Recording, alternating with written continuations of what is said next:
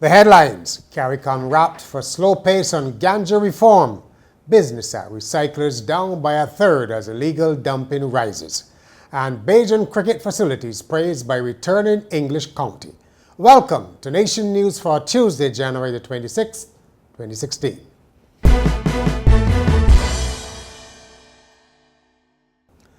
The Prime Minister of St. Vincent and the Grenadines has criticized the slow pace at which he says the Caribbean is dealing with marijuana. Delivering a public lecture on Monday night at UWK Phil, Ralph Gonsalves said some countries and American states had moved toward decriminalization, but the region was lagging behind. He said Caribbean economists and those in the pharmaceutical industry need to conduct research on the issue. St. Vincent and the Grenadines is regarded as one of the top producers of marijuana in the Caribbean, and Dr. Gonsalves has been pushing CARICOM to take a united position on what to do about the drug. If we don't do that with marijuana, the people of our Caribbean civilization are likely, on this and other allied matters, to be damned forever, as were the inhabitants of the ancient biblical city of Gibeon at the time of the prophet Joshua, as bondsmen and hewers of wood and drawers of water, in the service of others from afar and near. And the metaphoric spoils of our land will be appropriated by others, not necessarily through the threat of physical harm, but by ignoble covenants forced upon us by our straitened circumstances, induced in part by our own negligence or failure or refusal to act with urgency and good sense. Attorney General Adriel Brathwaite has expressed concern about the damage illegal drugs are causing in the lives of young Caribbean citizens. He said the region was increasingly being used as a transshipment point for drugs, which were wreaking havoc in communities. Mr. Brathwaite was addressing a regional drug commanders training conference at the Crane Resort.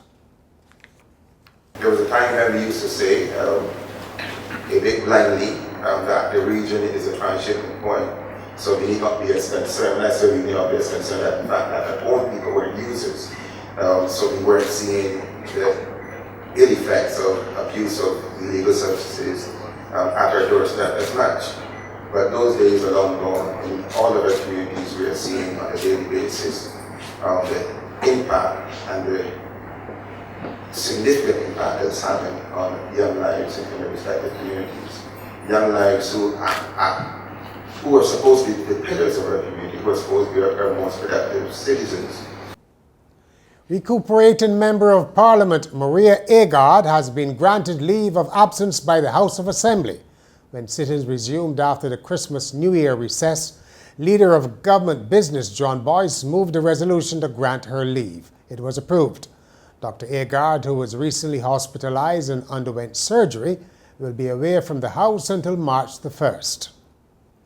The indiscriminate dumping of garbage is not only a stain on the environment, it is bad business for the national recycler known as the Sustainable Barbados Recycling Centre.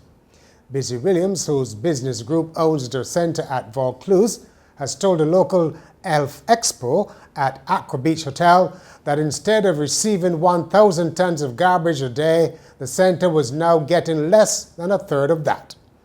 He said some garbage haulers were dumping illegally to avoid paying the $25 tipping fee introduced by government to help pay for the service the company is providing on behalf of the state.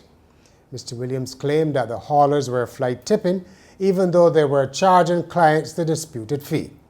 The recycling centre, which government has an option to buy after 10 years, was set up to divert and process some of the waste, which was being taken to the nearby Mangrove landfill.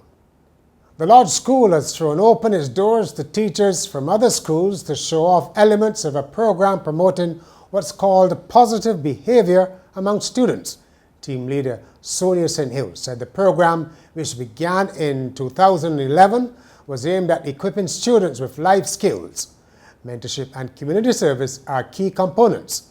Ms. St. Hill said the teachers found that suspension was not an adequate form of discipline.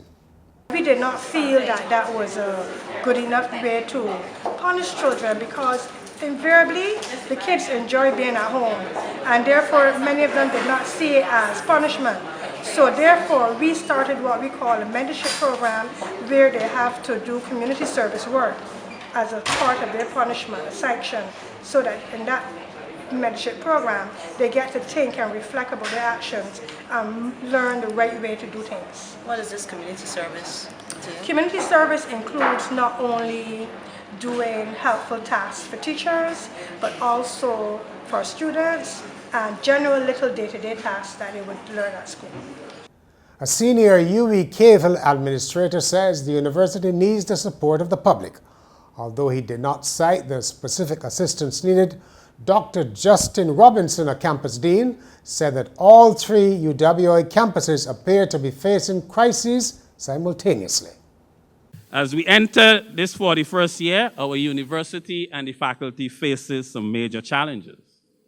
As we observe the remarkable plunge in oil prices, it seems that maybe for the first time in our history, all three of our landed campuses will be facing crisis at the same time. We've always had one doing well and one in crisis. The university and the campus and the faculty are resilient, but we cannot prosper without the support of the wider society. The society can count on our effort. I hope we can count on the society's support at this crucial moment. Up next is Carol Martindale with this week's commentary on the importance of teaching children our history. There's some debate whether 1 year is too long to celebrate Barbados' 50th anniversary of independence. What is certain, we can't let this year pass without teaching our children about Barbados' history and culture. There are children who do not know of a time when there was only one television set in a village. They don't know you went to town on the Rockland bus and that flour was expertly wrapped in brown paper. They have come along with electricity, Wi-Fi, mobile phones, and microwaves. We urge the schools to do more to include it in the curriculum and in special projects. You can do your part at home. Dust off those old photographs and tell them. Take the children to the Barbados Museum and show them. We can't write the future if we don't know the past.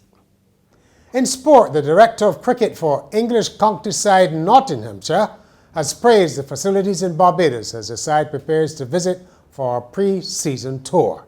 Knots will fly here for what has become an established destination in recent years, and Mick Newell expects the arrangement to continue for many pre-seasons to come. Newell said all 4 previous trips to Barbados had been brilliantly organized, the accommodation had been good, and the number one thing was the quality of the cricket facilities. Knots will be here in March as well as other English counties. Hampshire will be on a 6th consecutive pre-season tour. Also expected are Warwickshire, and the 3 English teams will compete against the University of the West Indies in a 2020 competition alongside several warm-up matches. And finally, a condom machine activated by a breathalyzer has been introduced in London in a bid to stop people having drunken sex. The so-called Johnny Be Good vending machine has been installed in a London pub and will only dispense condoms to those who can prove they're sober. Users will need to blow into the device, and anyone under the legal driving limit will receive a free condom. The initiative is being trialled at a pub in London's West End by the dating firm Match, but has the possibility of a nationwide rollout. Recent research in Britain has revealed that without alcohol, singles find dates tricky or nerve-wracking, and 4 in 10% of sexual experiences have taken place under the influence. And that's Nation News for Tuesday. For more news, log on to nationnews.com as well as YouTube, Facebook, and Twitter. And remember to pick up your Midweek Nation on Wednesday or subscribe to our e-paper.